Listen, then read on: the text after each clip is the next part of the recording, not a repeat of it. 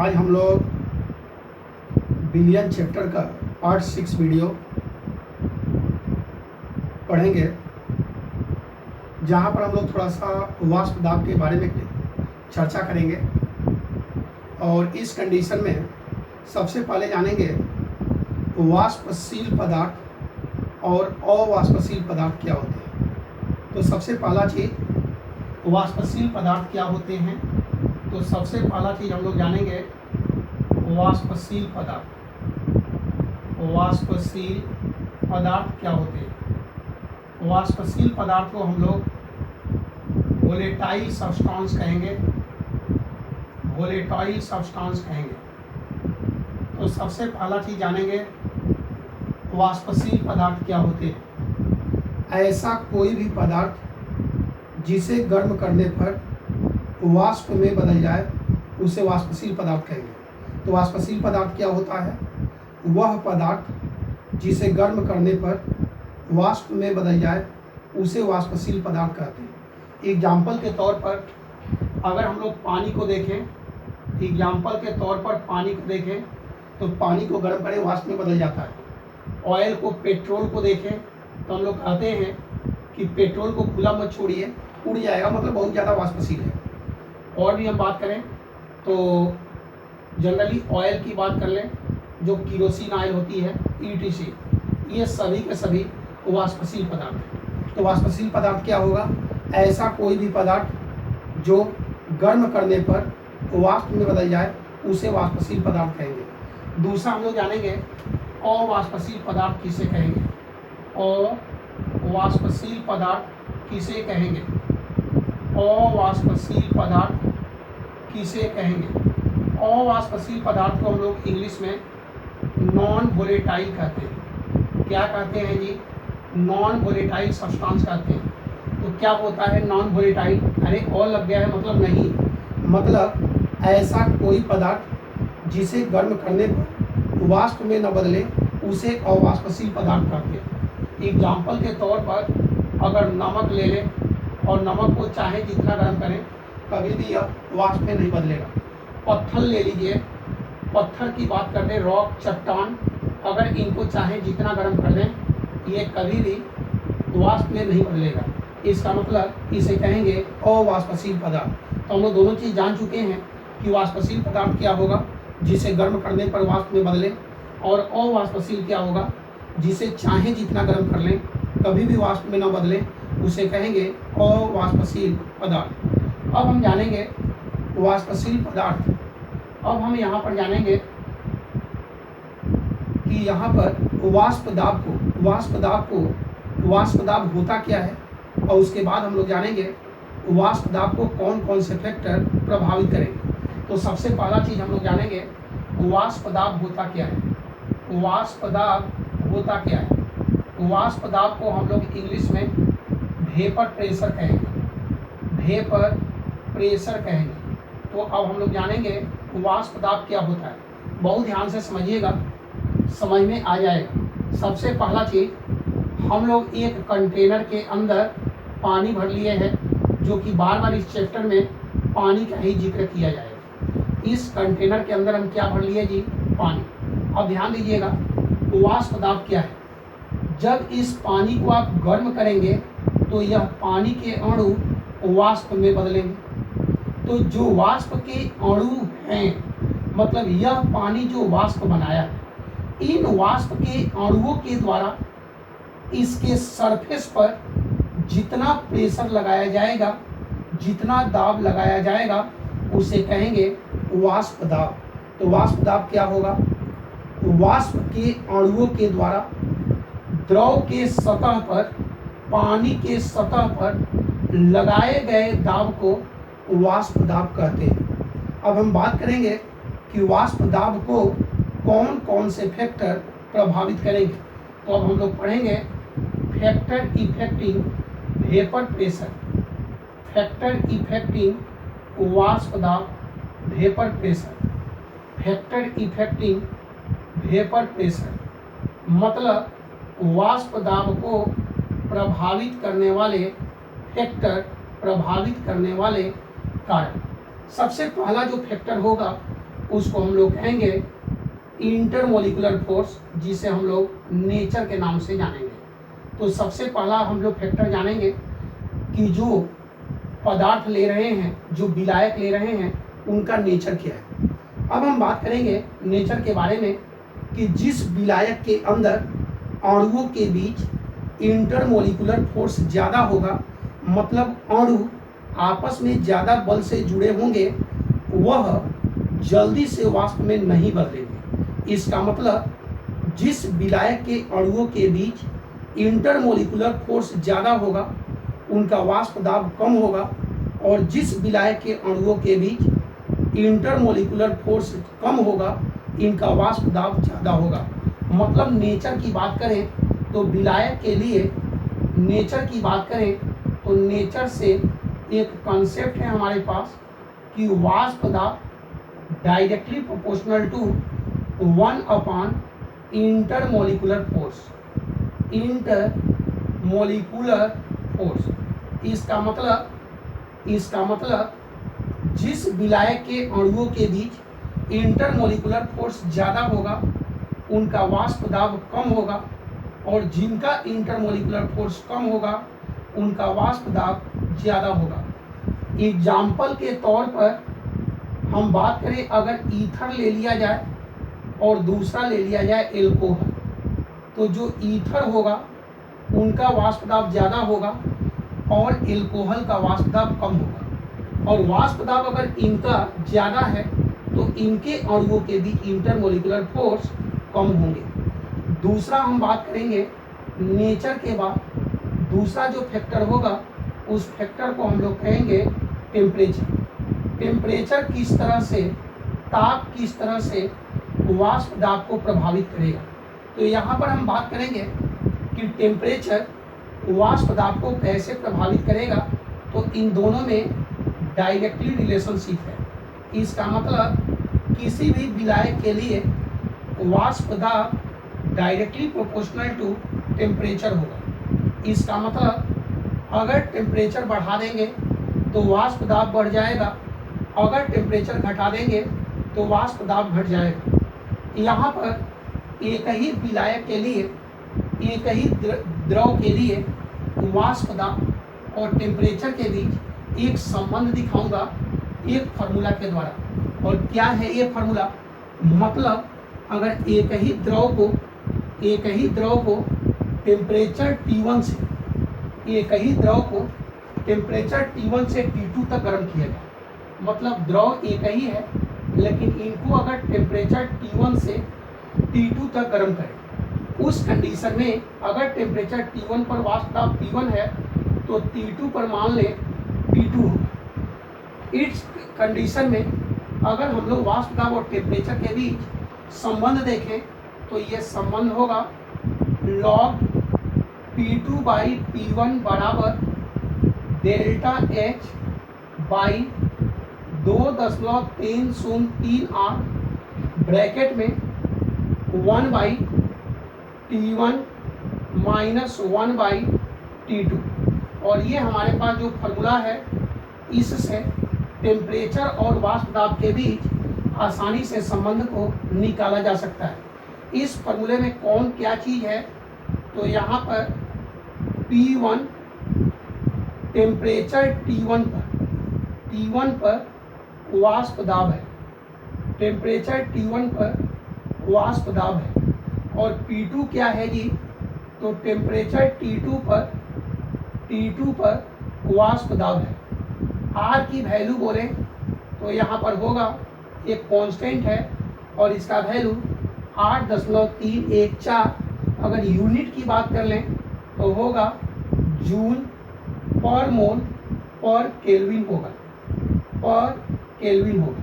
और इस तरह से हम लोग वाष्प दाब और टेम्परेचर के बीच रिलेशनशिप देख सकते हैं। तो यहाँ पर हम लोग वाष्प दाब को प्रभावित करने वाले दो फैक्टर पढ़े हैं, पहला नेचर और दूसरा हम लोग पढ़े हैं टेम्परेचर। अब हम लोग पढ़ेंगे कि विलयन के लिए वाष्प दाब और किसी भी विलयन के लिए वाष्प दाब को बताने वाले एक वैज्ञानिक थे और उस वैज्ञानिक का नाम है राउल्ट। इस राउल्ट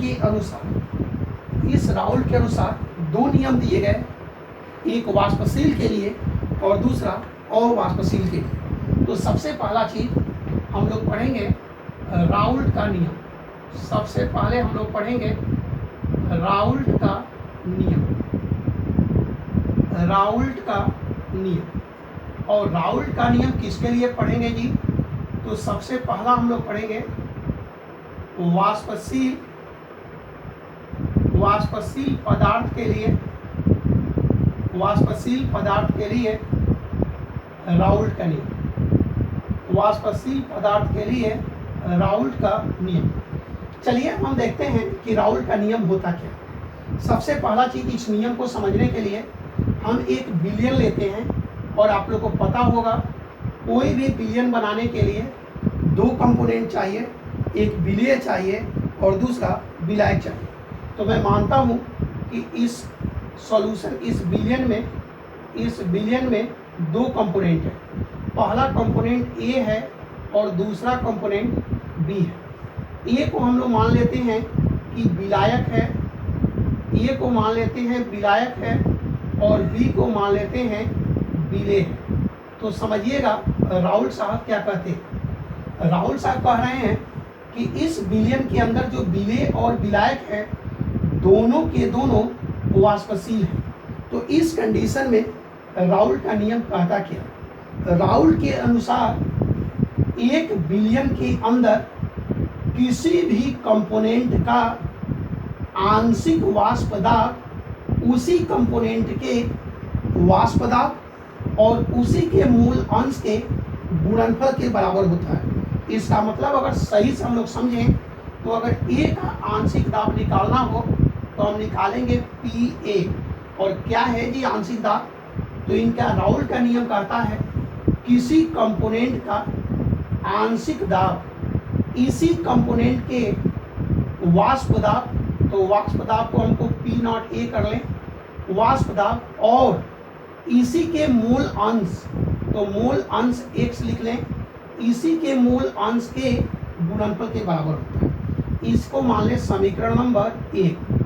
विलयन के अंदर जो दूसरा कंपोनेंट बी है, इनका भी अगर हम लोग आंशिक दाब निकाल लें तो आंशिक दाब बराबर इसी का वाष्प दाब, तो इन्हीं का वाष्प दाब हो गया, और गुणे इन्हीं का मूल अंश, तो इनका हम लोग ले लें मूल अंश। समीकरण नंबर 2। अब यहाँ पर देखते हैं एक विलयन के अंदर दो वाष्पशील पदार्थ है, तो जाहिर सी बात है कि विलयन का कुल वाष्प दाब, विलयन का कुल दाब कितना होगा? तो कुल दाब निकालने के लिए दोनों के दाब को जोड़ देंगे। तो ए का दाब है पी ए, बी का दाब है पी बी, और इस तरह से अगर हम जोड़ दें तो हमारा निकल गया टोटल प्रेशर, टोटल दाब। अब हम बात करें वैल्यू को रख दीजिए, तो समीकरण 1 से पी ए का वैल्यू कितना है जी? तो है P not A into X A, plus इसी तरह समीकरण 2 से पी बी का वैल्यू, तो यह है P nought B into X B, और यहाँ से हमारा निकल गया टोटल प्रेशर। अब आप लोग देख सकते हैं कि ये हमारा वाष्पशील पदार्थ युक्त विलयन के लिए राउल्ट का नियम है। और यहाँ से देख सकते हैं कौन क्या क्या चीज़ है। तो यह ए का वाष्प दाब है। क्या है जी? ए का वाष्प दाब है, ए का वाष्प दाब है। एक्स ए क्या है? तो यह ए का मूल अंश है, ए का मूल अंश हम लोग पढ़ चुके हैं, ए का मूल अंश है।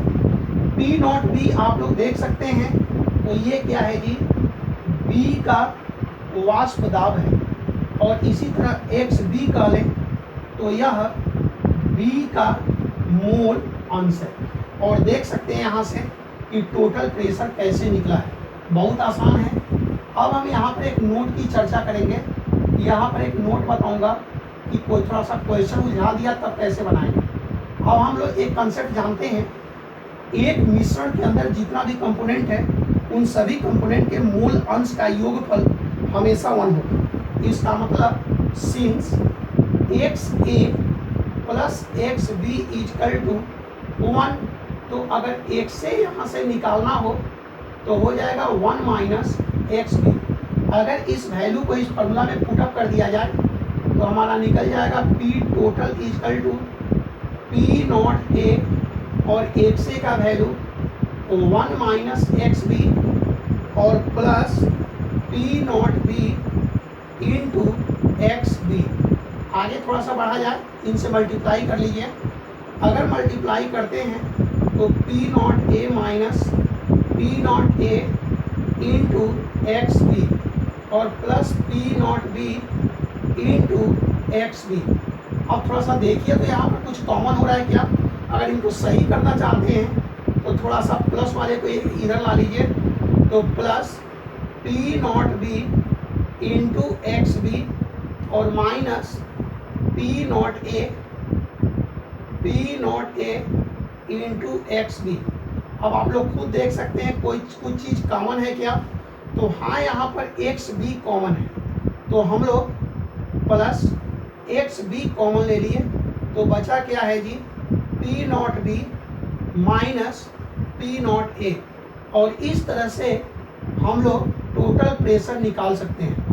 मतलब अगर वाष्पशील विलयन के लिए राउल्ट के नियम से क्वेश्चन पूछे, अगर क्वेश्चन में दोनों कंपोनेंट का मूल अंश देगा तब यह फॉर्मूला अप्लाई कीजिए। लेकिन अगर किसी क्वेश्चन में दोनों कंपोनेंट का मूल अंश न देकर केवल व केवल एक पदार्थ का मूल अंश दे, उस कंडीशन में हम लोग यह फॉर्मूला यूज करेंगे। और इस तरह से हमारा वाष्पशील पदार्थ के लिए राउल्ट का नियम निकल जाएगा। बहुत आसान है, देख सकते हैं कैसे निकाले हैं। सबसे पहले तो हम लोग समझ ले राउल्ट का नियम क्या है। तो राउल्ट साहब का कहना है किसी भी कंपोनेंट का आंशिक दाब उसी कंपोनेंट के वाष्प दाब और इसी कंपोनेंट के मूल अंश के गुणनफल के बराबर होता है। मतलब किसी कंपोनेंट का आंशिक दाब निकालना है तो उस कंपोनेंट के वाष्प दाब में उसके मूल अंश से गुणा कर दीजिए, निकल जाएगा आंशिक दाब। उसी तरह से बी का निकाल लिए, टोटल विलयन का अगर निकालना है तो दोनों को जोड़ दिए और उसके बाद ये हमारा वैल्यू दोनों का रख दिए, जोड़ दिए, तो हमारा निकल गया टोटल प्रेशर। क्वेश्चन थोड़ा सा उलझा कर अगर कहता है कि अगर एक ही का मूल अंश देगा तो हम लोग जानते हैं कि एक मिश्रण के अंदर जितने भी कंपोनेंट होंगे सबके मूल अंश का योगफल 1 होगा। तो यहाँ से x से निकालिए, इसके वैल्यू को रख दिए और रखने के बाद देखिए ये फॉर्मूला आ गया।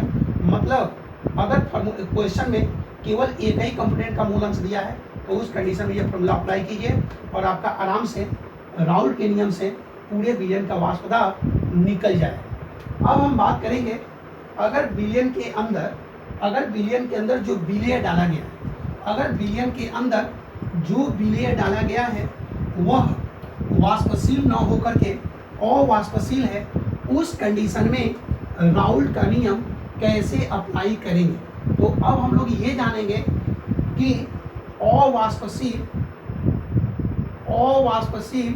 विलेय युक्त विलयन के लिए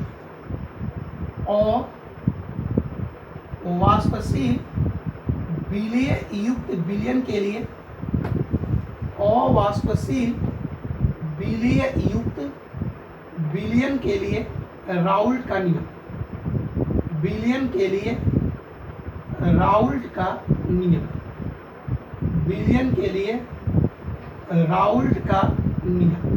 तो अब हम लोग पहला तो हम लोग जाने थे कि दोनों के दोनों वाष्पशील होंगे, लेकिन अब हम लोग जानेंगे कि अगर विलयन के अंदर जो विलेय डाल रहे हैं वह अवाष्पशील है। मतलब यहाँ पर थोड़ा सा समझ लीजिए, मान लो हमारे पास एक कंटेनर है, एक बर्तन है। इस बर्तन में दो कंपोनेंट है, एक ए है और एक बी है। बी हमारा विलेय है और ऊपर वाला क्या है जी, ए, ये हमारा विलायक है। अब आप बताइए, आप खुद कह रहे हैं कि विलेय क्या है, अवाष्पशील है, तो जाहिर सी बात है इसको चाहे जितना गर्म कर लें ये कभी भी वाष्प में नहीं बदलेगा, और वाष्प में नहीं बदलेगा तो बताइए इनका टोटल प्रेशर कितना आएगा जी, तो इनका तो 0 आएगा। तो अब चलिए निकालते हैं इनके लिए राउल्ट का नियम। आप बताइए अगर हम लोग ए का आंशिक दाब निकालें तो क्या होगा जी, वही चीज़ जो पहले पढ़े हैं, इसका वाष्प दाब और गुणे इन्हीं का मूल अंश, समीकरण नंबर 1। चलिए बी का निकाल लें। तो आप लोग देख सकते हैं कि इनका भी वही formula P nought B into X B, समीकरण नंबर 2। थोड़ा सा इसको सॉल्व किया जाए। बताइए अवाष्पशील है तो वाष्प दाब तो जीरो, तो जीरो से अगर किसी भी संख्या में गुणा करें ये तो जीरो आएगा, मतलब बी कितना आ गया, पी बी, मतलब बी का आंशिक वाष्प दाब कितना आ गया, जीरो आ गया। तो बताइए पूरे बिलियन का कैसे निकालेंगे। तो फॉर्मूला पढ़े थे पी टोटल बराबर P A plus P B. अब बताइए अगर बिलियन का निकालना है तो पी बी तो जीरो हो गया, तो पी ए प्लस जीरो और यहाँ से हमारा आ गया पी ए। मतलब इस कंडीशन में अगर बिलियन में अवाष्पशील विलेय को डाला जाए तो टोटल बिलियन का वाष्प दाब केवल व केवल विलायक के कारण होगा। मतलब बिलियन का वाष्प दाब घट जाएगा विलायक से। क्यों विलायक से घटेगा जी?